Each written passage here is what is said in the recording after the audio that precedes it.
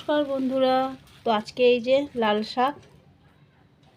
শাক আজকে ভাজা হবে, একটু অন্যরকমভাবেই ভাজাটা করব। তো চলুন, তার জন্য লাল শাকটা আগে ভালো করে কেটে বেছে পরিষ্কার করে ধুয়ে নেব, তারপর রান্নাটা করব। শাকটা কিন্তু আমি এরকম সুন্দর করে কুচে ধুয়ে পুরো পরিষ্কার করে নিয়েছি। আর এই যে চীনা বাদামটা কিন্তু আমি আগে কড়াটা বসিয়ে দিয়েছি। চীনা বাদামটা অল্প একটু তেল দেব, দিয়ে আমি কিন্তু ভালো করে আগে ভেজে নেব। তেল আমার গরম হয়ে গেছে, এবার আমি চীনা বাদামটা ভালো করে কিন্তু ভেজে নেব। সুন্দর করে ভেজে নিয়ে তুলে নেব। বাদামটা আমি ভেজে নিয়েছি, এরকম লাল লাল করে ভেজে নিয়েছি। এবার আমি এর মধ্যে আরও একটু তেল দিয়ে দেব। ফোড়নে আমি দেব শুকনো লঙ্কা, কালো জিরে দেব, শুকনো লঙ্কা,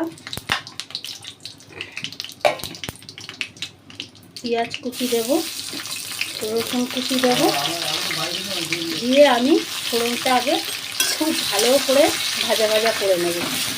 সুন্দর করে আগে ভাজা ভাজা করে নেব। আমার পেঁয়াজ, রসুন, শুকনো লঙ্কা আমার খুব ভালো করে ভাজা হয়ে গেছে। এবার আমি কিন্তু শাকগুলো দিয়ে দেব।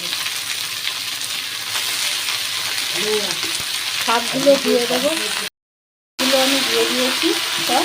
এবার এর মধ্যে আমি পরিমাণ মতো নুন দিয়ে দেবো, অল্প সামান্য একটু চিনি দিয়ে দেবো। দিয়ে আমি এটাকে হতে দেবো, কিন্তু এর মধ্যে আমি একটু হলুদও দেবো, একটু সামান্য একটু হলুদ দেবো।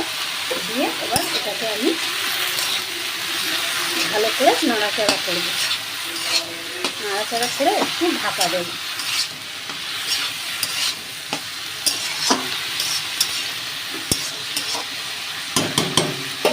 ঢাকা দেবো। শাকের রস কিন্তু আমার একদম মরে গিয়েছে। আর একটু নাড়াচাড়া করলে আমি কিন্তু এর মধ্যে বাদামটা দিয়ে দেবো।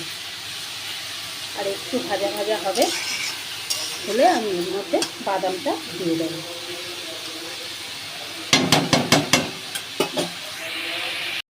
তো শাকটা আমার প্রায় ভাজা হয়ে গেছে। এবার এর মধ্যে আমি কিন্তু বাদামগুলো দিয়ে দেবো। বাদামগুলো দিয়ে আমি একটু নাড়াচাড়া করে নেব, নিয়ে আমি শাকটাকে নামিয়ে নেব।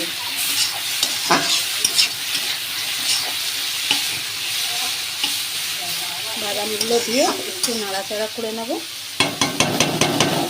নামিয়ে নেব।